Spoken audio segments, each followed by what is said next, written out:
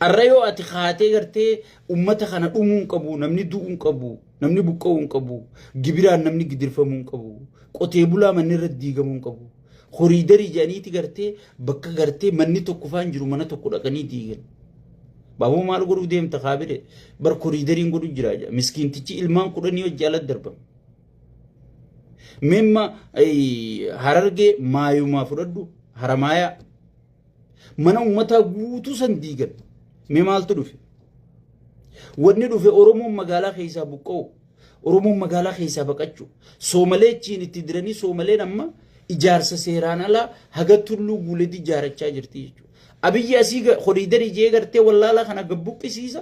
Ummata buqqisee hiyyoomsee qorqorroo takka bituun hangam takka ulfaatti immoo. Sigal asii gabbuqqisa Soomaleen ichiitti ol deemti jechuudha.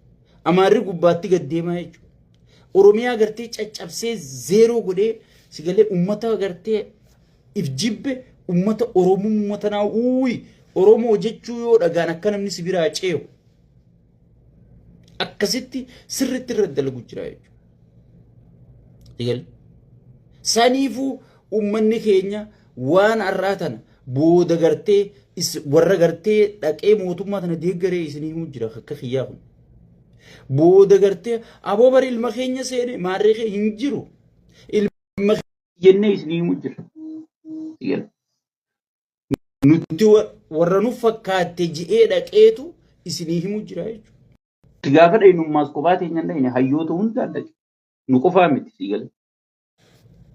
Beeytota hunda dhaqee jiru. Beeytonni hundi dhawaatuma dhawaataan gartee suuta suutaan waan kana jalaa galaa dhufanii jechuudha.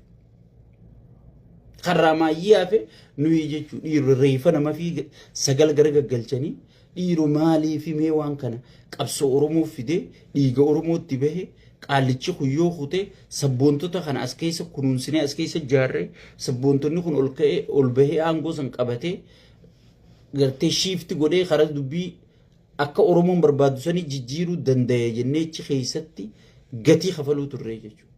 Waan sabboontota jiru san cabsee dhawaataan guutuu ajjeesaa fi dhiiga dhugaa fi wadala qofa tarrifannaan hin danda'amu jennee sabatti himuu jirra jechuudha. Boodanuuf fakkaateen hin taatu jechuudha.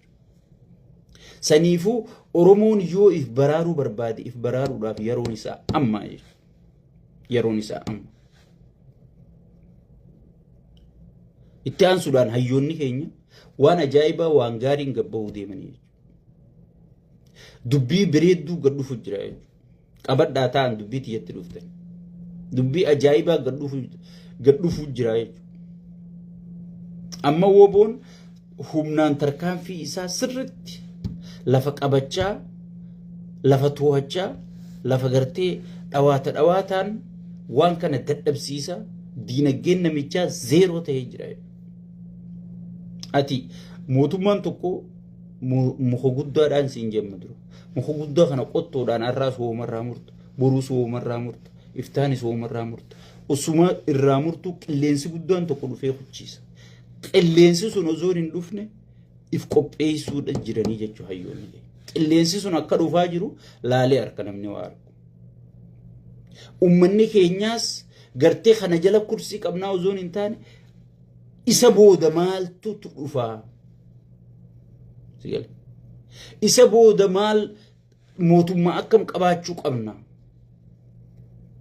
Mootummaa gandaan wal qoodu gosaan wal qoodu kana qabaachuu qabna moo? Mootummaa sirna nuu jaaree Oromiyaa tanas sirna godhee namni dandeettii fiitiin filamee dandeettii fiitiin bakka gartee isa barbaachisu taa'amoo akkanuma ganda jaaraniituma gandaan garee walirra jaaranii sigale gandi tokko ganda tokko faarsa gandi kuni ganda kaan faarsa Oromiyaa akkam qabaachuu qabna je'ee Oromoo yeroon itti yaaduu qabu ammaa jechuudha. Abiyyi is over.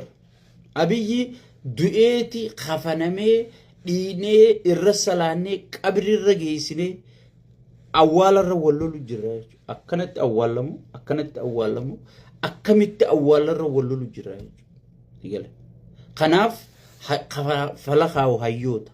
Hayyoonni fala qopheessanii jiranii jechuudha. Yeroo gabaabaa keessatti gadi isinii bahuu deema. Sigale yeroo gabaabaa keessatti gadi isinii bahuu deema. yoo inni ka'ee eenyuchi kaayyattan yoo inni ka'ee eenyu jira yoo inni ka'ee miixirkishoo jira aboo bar osoochi ka'ee isa kaaftee harreechi geessite harreen namicha kana caalaa biyya bulchiti sigal hayyoota gurguddaa wayyaanee uu cabsee wayyaanee gartee fuudhee maqalee galchee san osoon tattaa'aa jiraniiti osoon hayyoonni bebbeekamaan kun osoon woboon jirtu osoon jaawarfaan jiranii osoon lammaan taayyeen faan jiranii sigale osoon hayyoonni bebbeekamaan kun jiruuti sigale yoo inni ka'ee eenyu qopheeffatan yoo inni ka'ee maaltuchi jira yoo inni ka'ee maal adeero atiin na laalu kun abiyyi caala biyya bulchita dhugaan siima maaliif afaan oromoo beeyta fedhii oromoo beeyta fedhii oromootti hin qaanfattu afaan oromoo kanaas dubbachuun qaanfattu waan oromoon fedhuu sujirra oolchuun sin qaanfachiisu osoo afaanuma oromoo akkuma duraan haasa'u sanitti haasa'e wallaahi biyya tana nugusa ta'ee bita nam tokko isa bira deemuun fedhu namicha gaafiin oromoo isa biratti gartee biyya diiguudha namicha yoo oromoon mirga fi gaafatte du'anurraa dhaabi jetteen biyya diiguu deema siin jiru namicha ummata gibiran dabalii yoo jetteen biyya diiguu deema siin jiru namicha ni kijibdaa baharri atiin fiddoggi jeen baandaa Ijiptiiti siin jiru ummatatti hin kijibini ummata gatiin taane hin kafalchiisini amma oromoo gartee ollaan guutuun oromoo jibbu jira mootummaan kun osoo hayyoonni dhufee bar hayyoota kana gaafa isinin mul'ate galatoonfachuu ta'an amma jaawarni balaaleeffatanii gaafa wanni jaawar dalagu jiru tun isinin mul'attu dhufuudha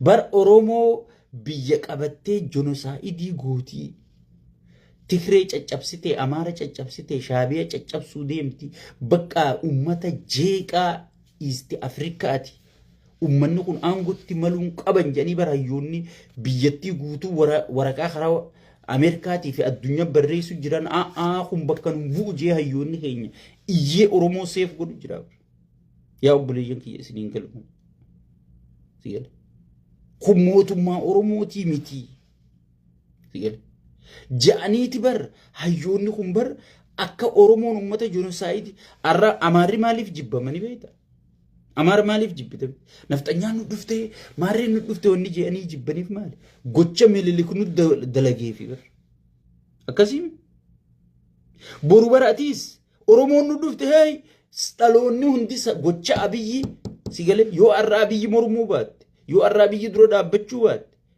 boru oromoo dhaloota gatii kafaluu ta'a gaafa abiyyi amata kana nu godhanii maarree nu godhanii namni miliyoonni hangana dhume hanganni wal gudeete biiti diigamtee maal taate histiriin kun gana oromoo rakkatabamu ta'a yaa oromootii if dhageeffadhuu dammaqi sigale kana bar hayyoonni keenya seef godhu jiranii sigale kana bar beeytonni keenya seef godhu jiranii sigale kun arra siif galaa siin galu arra waan gartee ishqiin biroo jooharri biroo si jiruuf jecha kun siin galu jechuudha kun galu wanna nama so garuu booda siif galu ta'a yes siif gala inshallah siif gala kagaari siif galu ta'a saniifu hayyoonni keenya kana seef godhanii oromoo gartee ummata jenosaayidii godhu ummata buqqisu ummata gosa xixiqqaa hundarra bobbahee gartee dhukkee godhu ummata gartee galaana namaa hunda biyya gartee heeraayyuu inni lallabdee amata 30 ol seera addunyaatiin gartee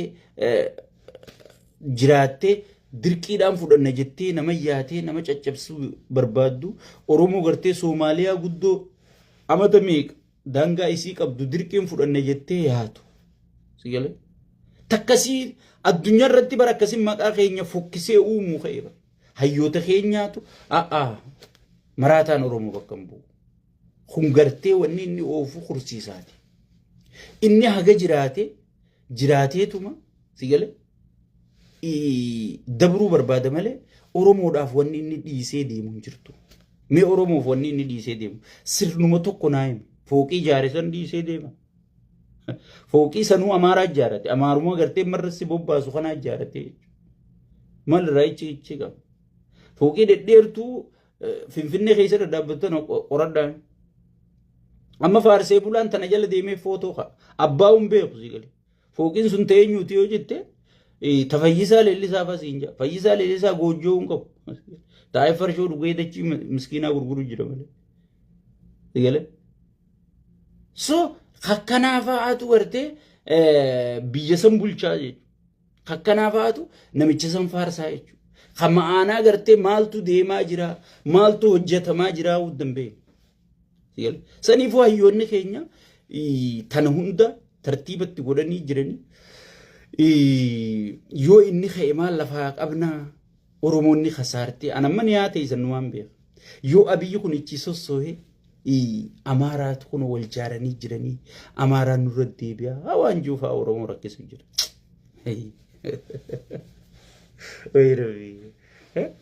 oromoo wayyaaneen guddoon sun wayyaaneen addunyaa qabde bulchite sun bulchuu dadhabdeetu amma fannoon ifiifuu gartee ganda ganda wal qooddee waraana ganda gandaatiin yaatu dhuftee oromoo bulchiti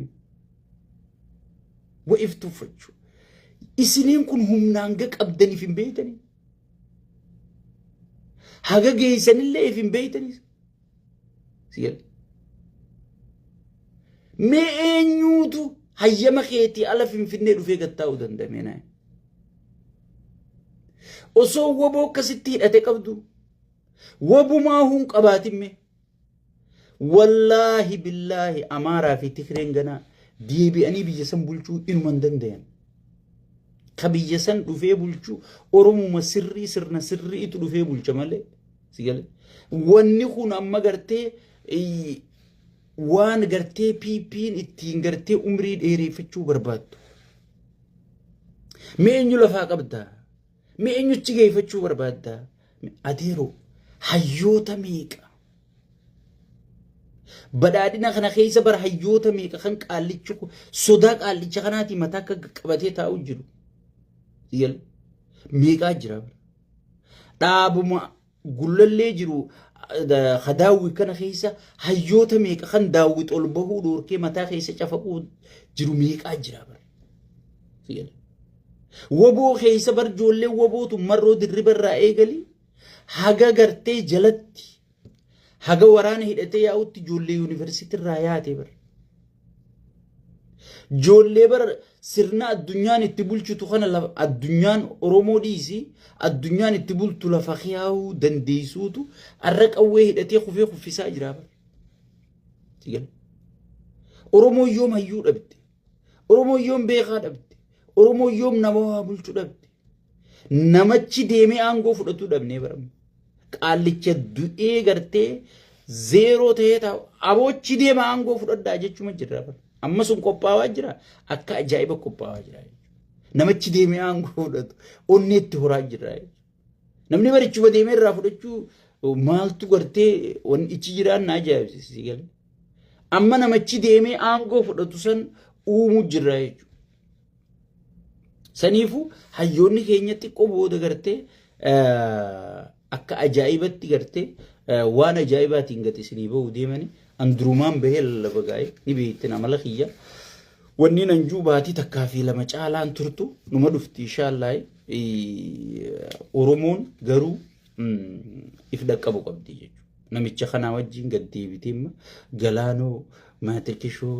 filmaataa waan akkanaa jookii kanaa kana gartee oromoon keessaa bahuu qabdirraa guddachuu qabna anaaf yeetillee amma nuti abiyyi booda maaltu dhufa abiyyi booda mootummaa akkam qabaachuu qabna irratti haasa'u jira malee hayyoonni waa'ee abiyyi wajji mari'ataniiti biyya jaaranii waa'ee abiyyi wajji furmaanni dhufa haga abiyyi aangorra jiru furmaanni tokko hin dhufu sigale haga abiyyi aangorra jiru haga abiyyi humna miliitarii toohatee jiru haga abiyyi baankii biyyattii toohatee jiru haga abiyyi baankii fi taankii harkaa qabutti biyya san keessa furmaanni dhufa yoo jette ibsobde qotee bulaan kiyyaas ka ararra boru gibirrina irraa wayyaa waju ka ararra boru ni wayyaa wagartee dhiiroo maali jee gartee maraachuu jirtu haga namichi kunichi jiru gibirri sumarra dabalaa deemu amma khabara dabreerra khabaranaatu irra guddaami khabara dhufuutu irra guddammaas sigale maaliif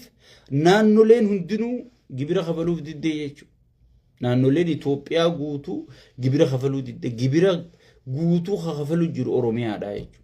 Oromiyaa keessaa sanuu lafoota hanga tokko Harargee fi Baalee fi Jimmaa fi haga qubaan lakkaa'amu jechuudha.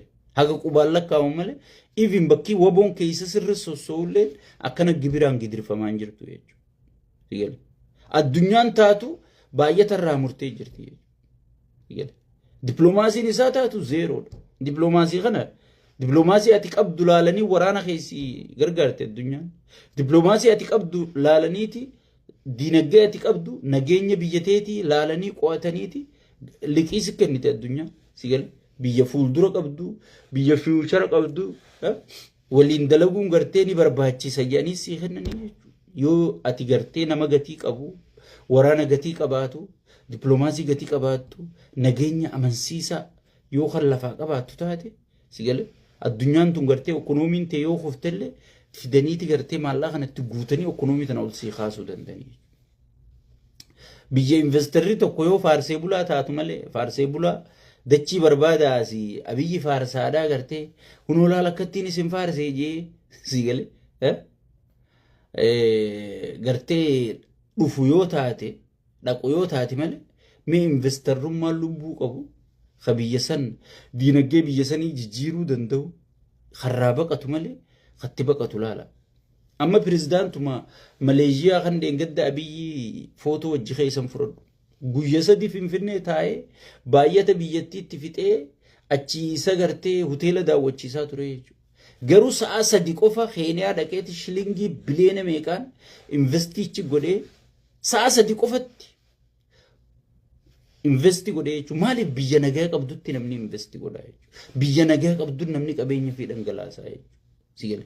Osoon nagaa hin qabne osoon gartee Finfinnee keessatti namni qalamaa jiru namni butamaa jiru osoon gartee buraayyuu olla beeta mangistii haaraa qaallichi jaarachuu jiru kana jala bulchaa ajjeesaa jiranii osoon gartee ollaan guutuun akkana dhaabbatee firraa si eegu Soomaleen firraa eeti Jabuutiin firraa eeti Eeltiraan firraa eeti Suudaan firraa eeti Keeniyaan firraa eeti osoon ollaan guutuun akkana dhaabbatee sigalee firraa eegaa jiru biyya tanatti namni dhufee investi godha kajuu